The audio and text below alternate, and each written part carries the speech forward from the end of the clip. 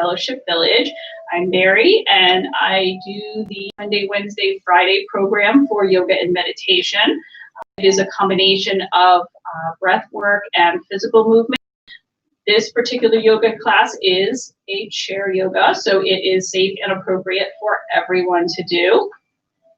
I practice in my socks, so all of you obviously who are home and in the comfort of your own homes, it's a great way to feel a little more grounded to the floor by having work through your feet. And I do breath work, which I will walk everyone through, and of course a bit of meditation that we hold at the end. So if everyone's ready to get started, most importantly is that you are sitting nice and upright in your sturdy chair. Feet are flat to the floor. We will always do some posture correction to make sure that everyone is always readjusting and keeping that back nice and straight. Shoulders should be relaxed and kind of pulled down. Your neck wants to be nice and tall. Your head wants to be relaxed right on to your neck. So I am going to begin with a quote. I generally tend to start our program with a selected quote that I will do for the day. So the quote for today is, "When the breath wanders, the mind also is unsteady. But when the breath is calmed, the mind too will be still, and the yogi achieves long life. Therefore, one should learn to control the breath." So it's just a reminder that our body, mind, and breath are so intertwined. So the practice of yoga brings us inward to focus on those specific concepts. So our breath work this morning will start with our hand to our belly and another hand to our chest. Normally when we do breathing or meditation, I will invite you to close your eyes, so you certainly can do that. In closing the eyes, it tends to allow you to focus a little more inwardly and really become attuned with your breath. So the breath work that we'll do is really to deepen the breath.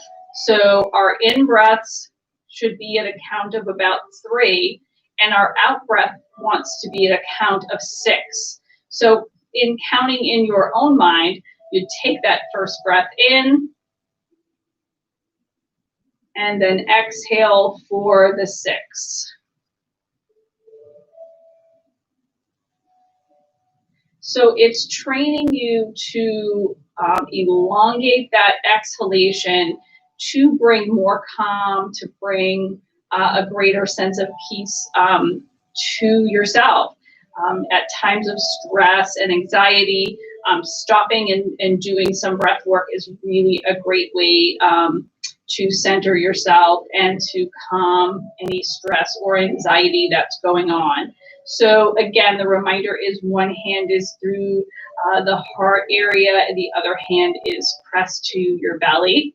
And we're going to do a 3 count on the inhalation and a 6 count on the exhalation. So let's just take a few moments and you can do counting in your own head and cycle through about 5 breaths. So on the inhalation and the exhalation.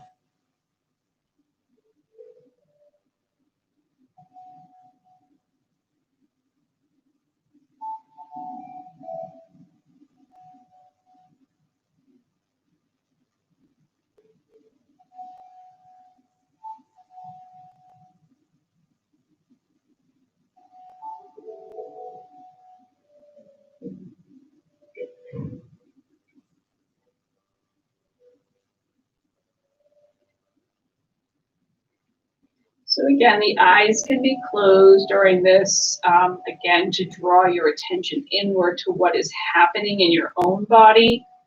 And the hands pressed to chest and belly is also a reminder, as you're feeling the breath go in, it should travel down to your belly. So not to give you too much to think about, but this is something that will repeat as the breath goes in. You want to draw it entirely down into your belly and feel that push out. So it's as if your belly is expanding As you inhale, like a balloon, so you'll feel your hand move because your belly is pushing out. And then as you exhale, it's as if your hand moves back in and that air is drawing up and out. So it is a just constant idea that practice is so important. And you may not get the breath work down right away, and that's okay. That's where practice comes in. And the more you do it, the more you're going to feel a little more comfortable with it. But I'll always remind people there's really no wrong way, as long as you're breathing, and you're breathing in a very slow and controlled manner. The point is to just relax yourself, relax your mind, relax your body. All of that comes into play with the breath work being such a huge part of yoga. Okay, so we are going to, if this time, if your eyes were still closed, you can open your eyes. We're going to release the hands to our thighs and roll those shoulders back and down. I am going to have you begin by just tilting your head to the right so that your ear is towards your shoulder on the right side. And you can gently extend the left arm out at an angle, and that just intensifies the stretch through the left side of the neck. And we can just hold. And anytime that I'm saying hold, it doesn't mean hold breath, it just means hold posture. So in the hold, we're still breathing. It doesn't need to be that elongated breathing. It just needs to be your normal rhythmic breathing. Hopefully a little slower and a little more controlled. All right, head will come to center. Left hand can return back to the thigh, and we'll draw the left ear to the left shoulder. Again, bringing the opposite arm, the right arm, out to an extension on a diagonal. Just holding that arm out. Good. And then bringing head to center. Hands can return to our thighs. You're going to slowly move your head to the right, looking out and over your left shoulder. Good. Taking in a few breaths.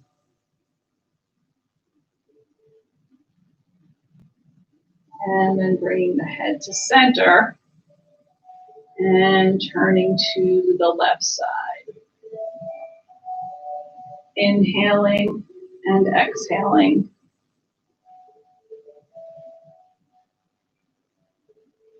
The head will come back to center. So as I stated before, we'll constantly say to bring those shoulders back and down, because the idea is we're trying to get away from those shoulders being hugged up to our ears. We really want to relax them down and feel the space between the shoulders and the earlobes really lengthen. And then we're going to take our chin to our chest, just dropping the chin down. And you're going to feel the stretch through the upper part of the neck and shoulders. And that's a good thing. But again, it's relaxing those shoulders down. And then gently drawing the eye gaze to the ceiling.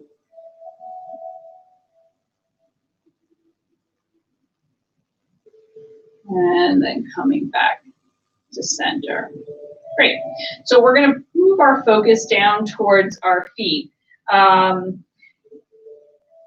We're going to work a lot of the joints of the body today, starting at the feet. And this is one reason why I do suggest to have your shoes off, whether you have socks on or bare feet.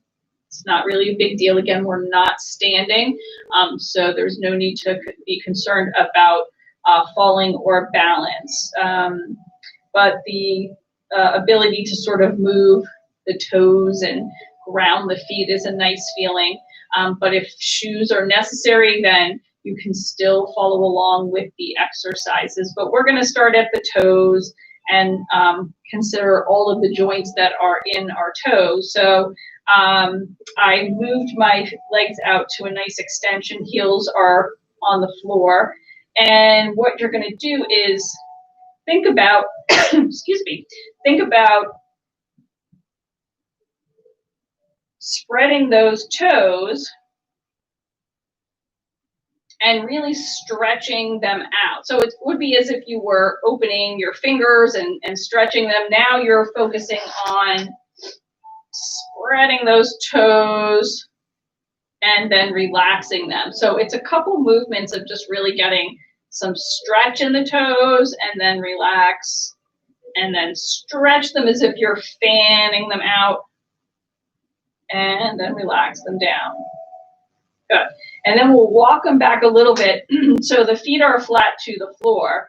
And again, if you are in your socked feet, you're going to be squeezing your toes under as if you are grabbing, the towel or the rug below you, and then relaxing. So you're just scrunching those toes up and then releasing them.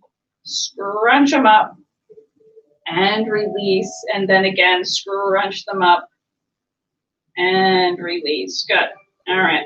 So legs can go back out to an extension, and we're going to start with the right leg. So with the right leg, we're really focusing on lifting the heel off of the ground. And from here, I want you to do a very nice exaggerated flex of the foot and then a pointing of the foot. So it's a flex to a point, a flex to a point. So what you're going to notice is that your foot is going to raise up off the floor. So once you're really squeezing that leg to raise up,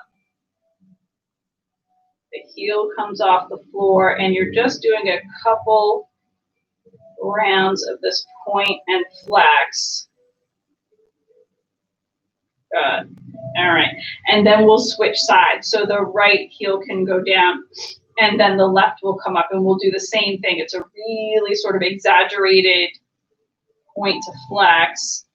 So we went from working the joints of the toes, and now we're working into the ankle. So for all of you who do deal with achy joints, this is really just a nice head to toe. We will do practice to really focus on joints and mobility. Good. And then release that foot down. All right. So we're going to go back to the right foot, and now instead of a point and a flex, we're going to do some rotation. So again, that foot will lift off of the floor, and we'll start with a nice big rotation of the ankle. So we'll go one way a couple of times, and then we're going to change direction and go back the other way. And then we can rest that foot back down to the floor, and now raise up on the left side and begin those ankle rotations.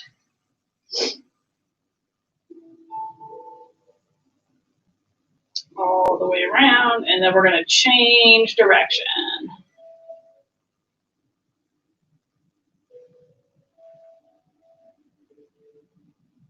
Good. All right. And then we're resting those heels down. All right. So we're going to do an alternating slide back. So the heels are really going to be doing the work here as they slide across the floor, and we're pulling them back towards us. So it's an alternating right side, left side. So what the focus is on are knees and even back to our hamstrings. So it's just an alternating slide back and forth. And you'll notice my toes are raised. So you want to leave those toes up. And then just continue with this alternating pull back of the heels. Good. Let's do one more time to each side. We'll do a right side and a left side. Good. And heels can stay to the floor and just relax those toes forward. And then we're going to draw the feet right under the knees. And again, a shift in your chair to really ensure that you are towards the end of the chair, sitting up nice and tall. You consider the fact that those bones that are right in our big gluteal muscles there, those are the ones that we're resting on and sort of balanced on. So sometimes it's a good idea to sort of just adjust yourself to make sure that you're evenly sitting and that from the seat all the way up to your head, you're adjusting that nice posture.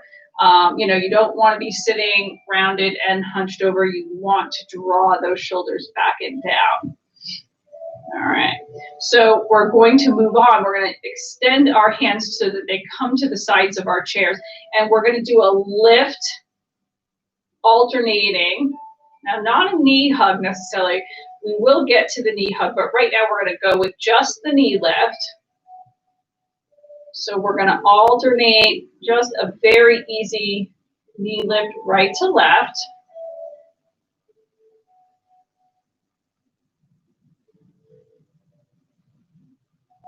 Good, and keep going.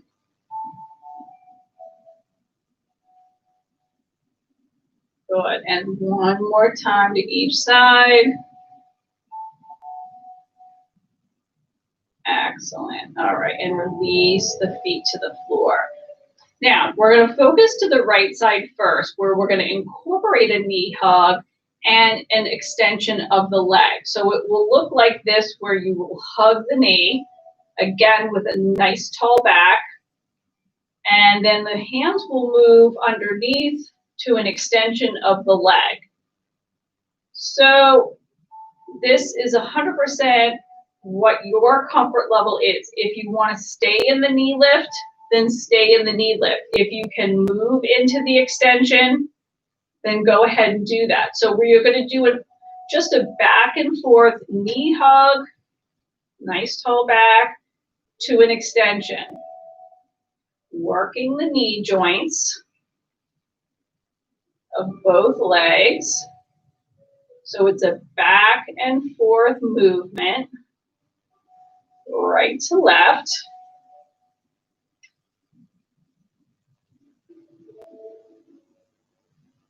Good. And once you've done a few of these, we're going to release down with one final hug and move to the other side. Now, if you're just working in the knee hug, all you're going to do instead of the extension is you'll knee hug and release down. You will knee hug and release down. So getting work in those hip flexors. So opposite side, knee hug to the hand movement to support the leg to an extension. So for those of you who can do this, just a couple slow movements. And for those just doing the knee hugs, again, maybe around 5 to 6 cycles. Keeping that nice tall back and breathing. All right, I'm going to do a final knee hug here and then release that foot to the floor. All right, so feet are separated again so that they're about hip width apart. We're going to move into a forward fold for a relaxation pose for a moment. So we're going to inhale up, arms extend overhead, and our exhale will bring us into forward fold. So there's 2 ways you can do forward fold. A full-on resting of the torso to the thighs, hands towards the floor, and folding even the neck and head down. That would be one way to do forward fold. Now, a more modified is an inhalation And then an exhalation, instead of going all the way to the feet, you'll draw yourself down to your thighs, but leave your head and neck up, elbows bent, eye gaze in front of you. And this provides those that have a difficulty with going forward for issues of vestibular, maybe some dizziness, something of that nature. So there's two alternatives. So we'll go again as an inhale brings us up, and an exhale, you'll choose one of the forward folds, exhaling down.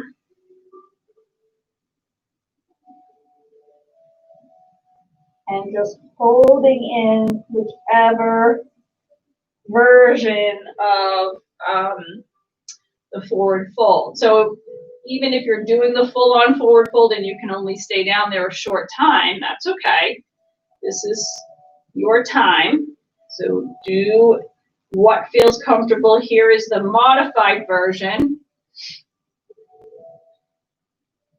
So you can even do a full version and then do a modified version. So you can sort of alternate, but add that breathing in. Inhaling up, exhaling to fold. And then once you reach the final posture, it's remembering to not hold your breath, to actually just get a few natural breaths in.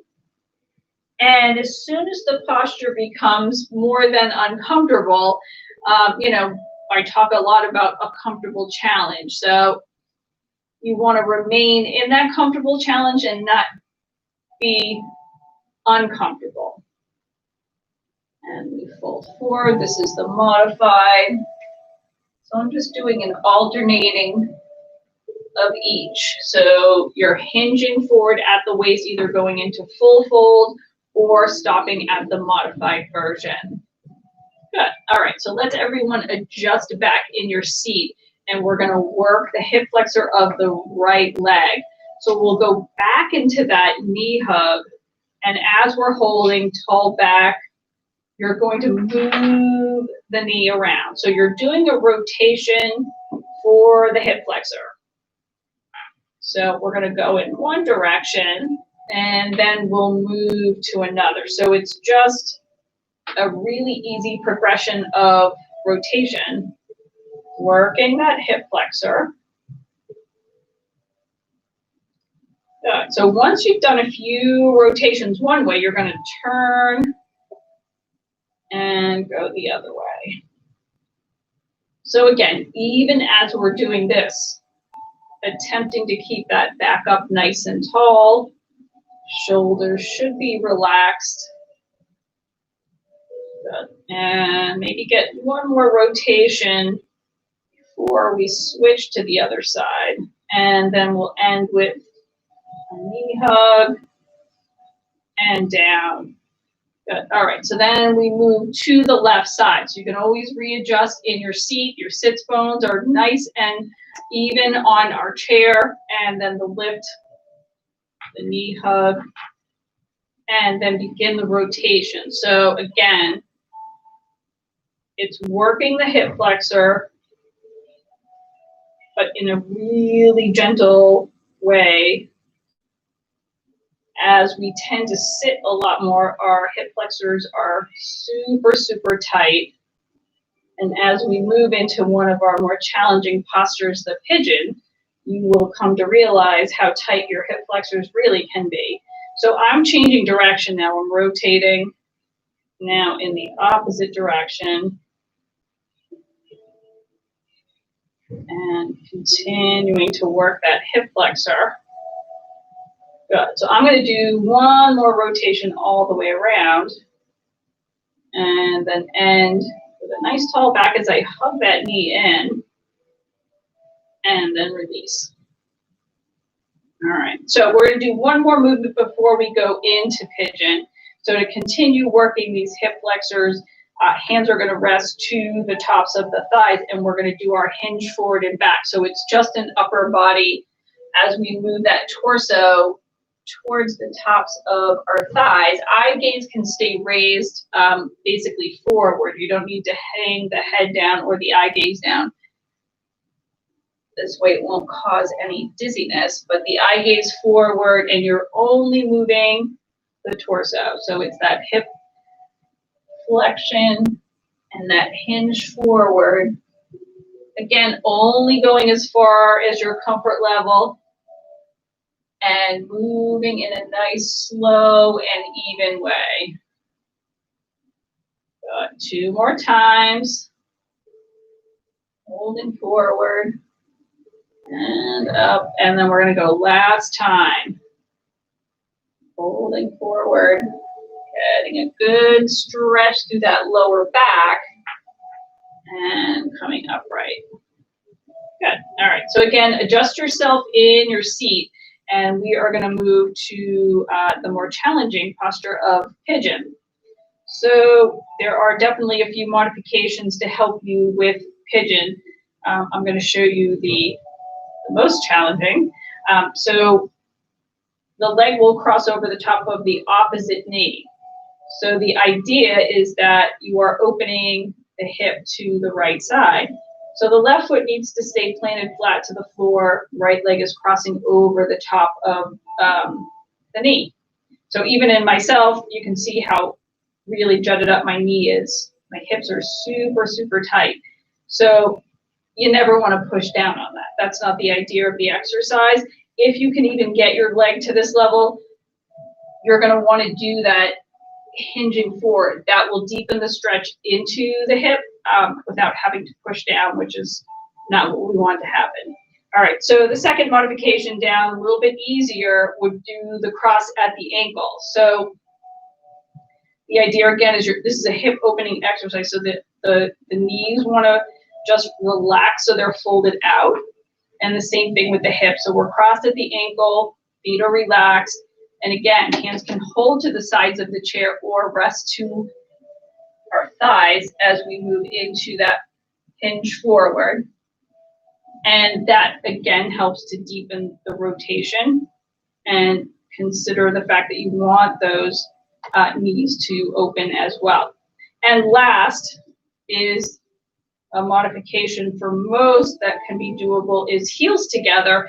Feet stay super relaxed to the floor. They kind of just want to flop out to the side. So as you can see, my feet are not together. My heels are together. And again, those knees are rotating out. Hips will rotate out. And you will add that hip flexion, hinging forward. And again, holding for what is your comfortable challenge. So if you are feeling pain in any of these, and it's something that you want to back off of doing, but those are 3 alternatives. I'm going to go back one more time. So if you can find your comfort level and hold pigeon with that hinge forward, this being the most challenging, and you'll feel that. You'll feel the opening of the hips. And second is the crossing of the ankles with the hinge forward. And lastly, the heels together. So that was right side. I'm going to flip on over. We're going to do left. So left leg is, if you can, sometimes one hip has more flexibility than the other. So if you find that even on the opposite side, you can try this more challenging version of pigeon, go right ahead. But again, it's a comfortable challenge not to be in pain while you're doing it. And the second modified is the cross at the ankles with that hinge forward.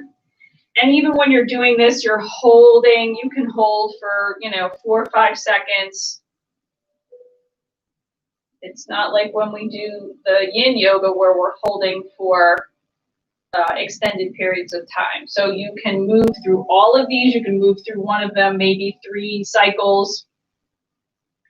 I'm going to go back up to the top, keeping that leg crossed over and doing that hinge forward. So you really feel that deepening stretch into the hip. And then down to the second. And certainly take your time in doing this. They should not be rushed. And give the muscles and the joints time to relax into the posture.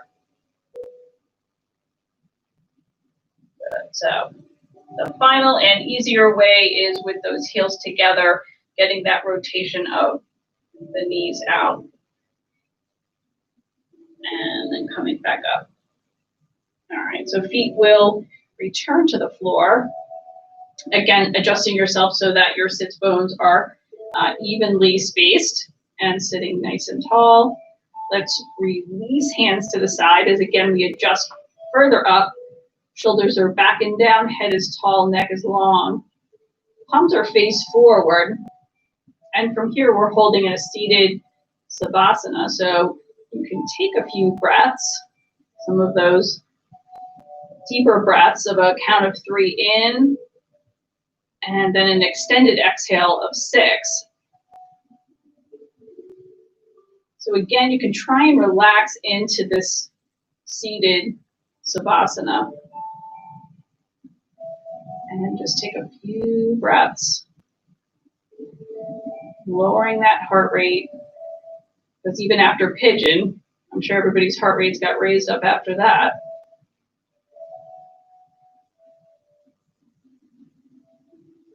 And just a few cycles of breath.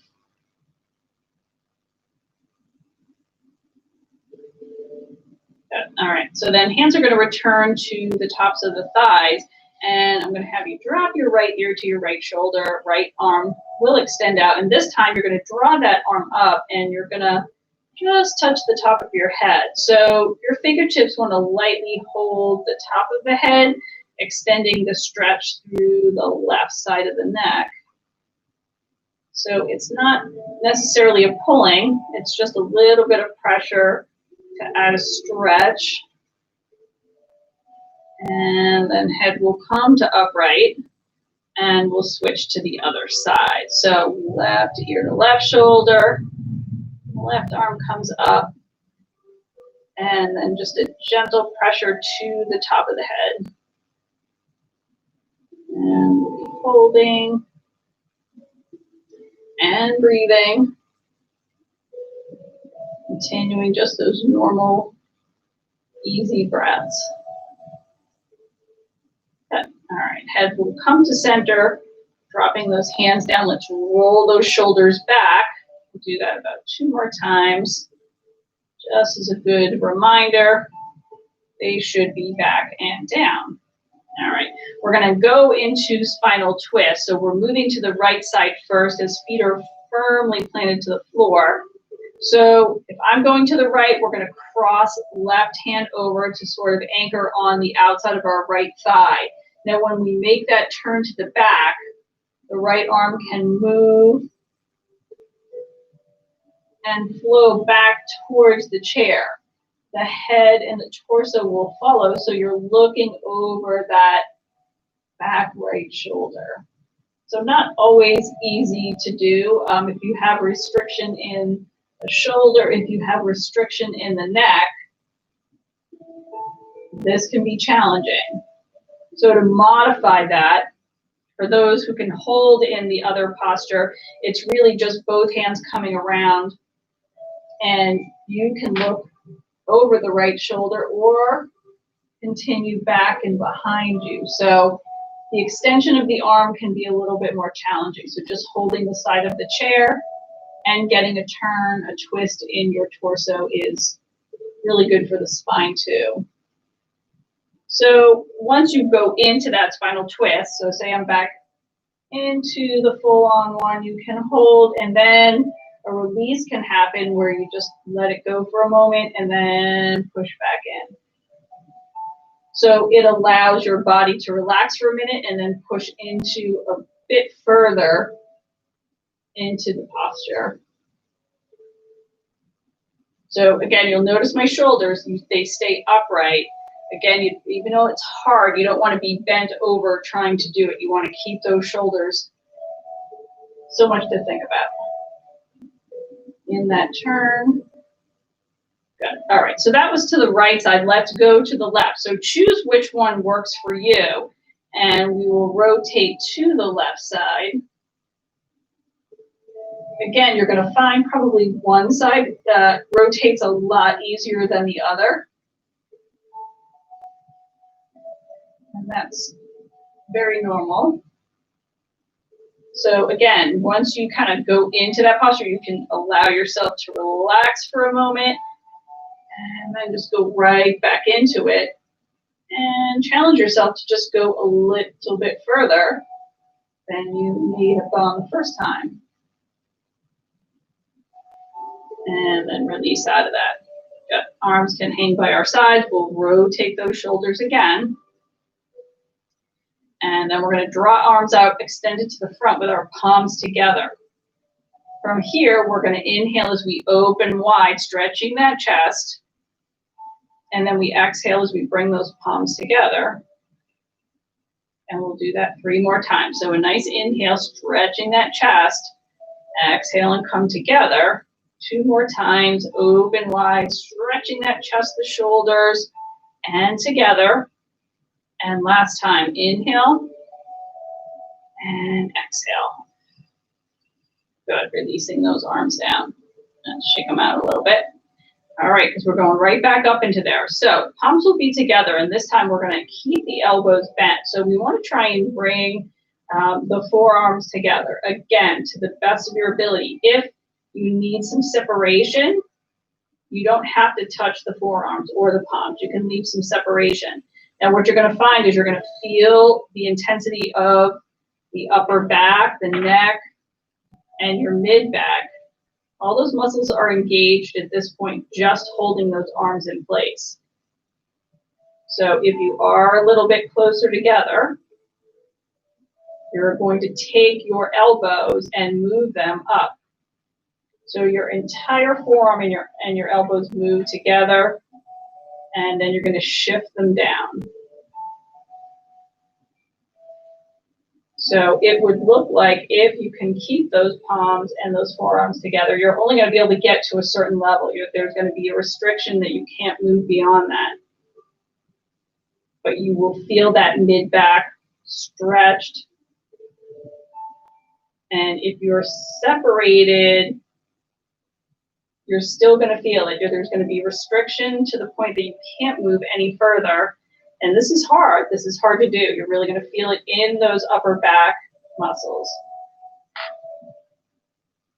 So it's just a few movements up and down. They're not big movements, but it's a big impact on what you're feeling in your mid-back. And a great way to get that mid-back stretched and strengthened. All right, so arms are going to stay with our elbows up, but this time we're going to open wide. We're going to be at goal post or 90 degrees on our elbows. And we're going to move in towards our forearms and open nice and wide. So again, we're going to go about 3 of these, inhaling as we come together, and then exhaling as we open. 2 more times, bringing it in, and exhale, and last time.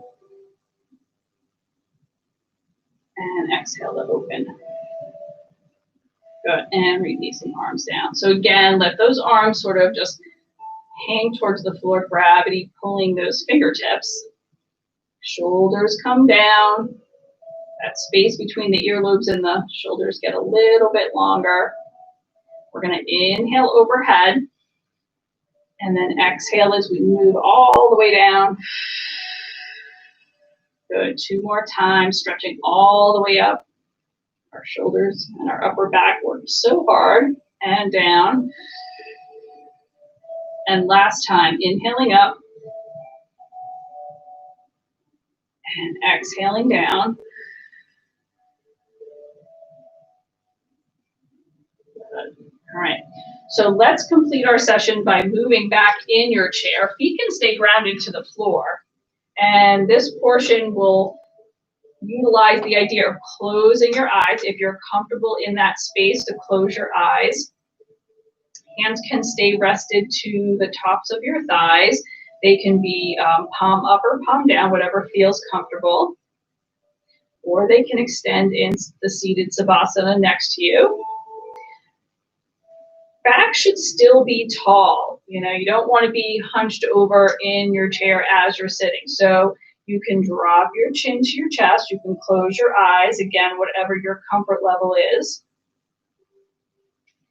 And we'll start at the top of the head and just bringing awareness as we sort of relax into this last portion of our session. And really just feeling the air around you. Listening for any extraneous noises. And our mind will tend to wander and listen and focus in on anything that's distracting. But the idea is to recognize that, but then pull yourself back to the quiet, to the still, to your breath. And when you find yourself wandering, that breath is always the best anchor to bring you back to the work you're trying to accomplish in relaxing. So we'll move down, relaxing your jaw, maybe partially opening your mouth, just allowing the jaw to really relax.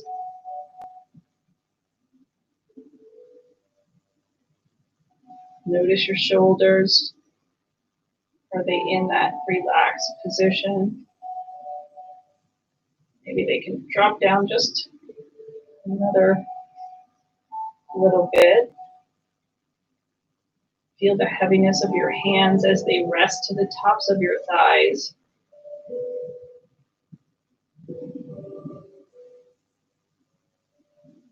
And your hips and your legs as they rest upon the chair that you're sitting.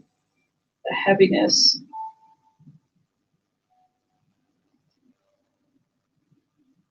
And feel your toes, maybe wiggle them a little bit. We got a lot accomplished today, starting all the way down at those toes, working joints from toes to knees and hips and shoulders.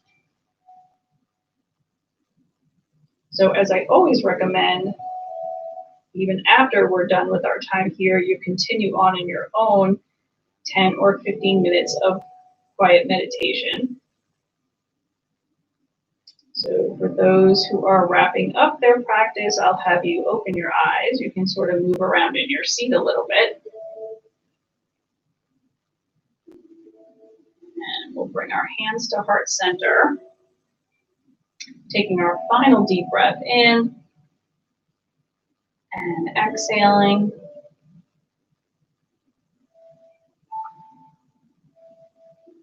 Thank you for joining me today, and I look forward to seeing you again. Namaste.